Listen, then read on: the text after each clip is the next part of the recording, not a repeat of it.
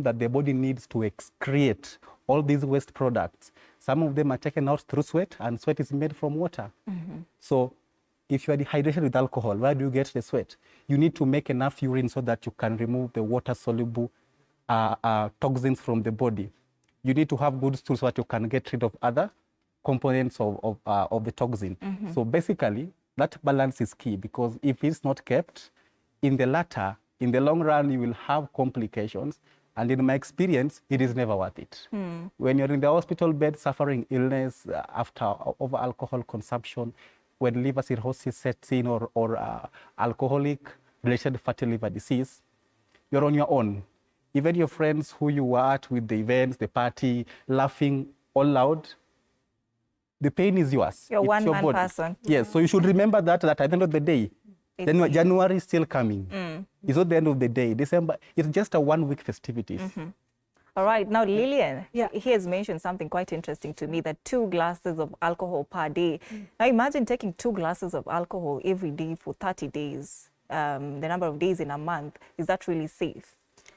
Actually, alcohol was recently classified as a toxin. So the recommendation that WHO used to have of taking 2 glasses was scrapped off. Yeah. Because your body does not have the capacity to metabolize that toxins. So when you're taking it, even the 2 glasses per day, you're building up on toxins and you risk getting all the conditions that he has talked about. However, we need to be realistic. Those are guidelines. And they are very good because they are backed up by data and evidence. But again, you see, Kenyans have this tendency of drinking during December. So what we can do is we can actually try and make sure that they are doing it safer. Encourage people to take things like lemon water in the morning to aid the liver in removing these toxins from your body. And then again, when you're selecting your drink, select the lesser concentration. Like if you're doing a beer, do like the 4% or the 4.5. Avoid the 7, the 8, or the 10.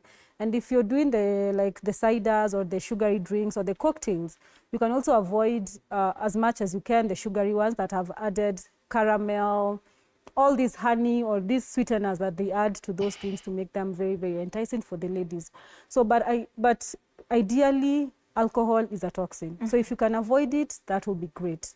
But if you can't, please try as much as you can to support your body by supplying it with anti-inflammatory, like foods like lemons, fruits and vegetables, taking up enough water, trying to walk so that you can sweat out, and ensure that your digestion is working well so that you can remove all that from your system, because the buildup has been shown to cause chronic diseases that are kind of fatal, that are actually fatal. So there's no safe limit, Right, awesome. Now, it's important that we also embrace diversity. We have this group, vegetarians or plant-based eaters.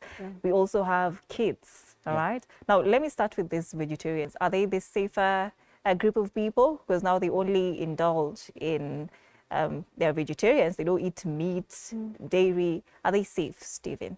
Or how do they strike a balance to also ensure that there's variety for them and there's also better portions for them? Well, mostly the difference is in the proteins. There are the plant proteins, and then there are the animal proteins.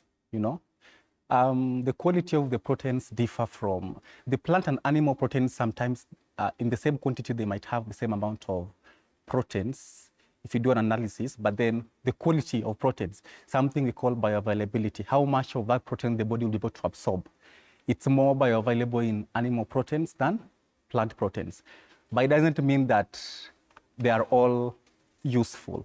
So basically, as long as you have said, they practice variety. Even for the plant proteins, there are a lot of varieties. You can have lentils, you can have green grams, you could have various varieties of beans, okay? Because definitely, however much lentils all belong in one group, they don't all have the same nutrition content.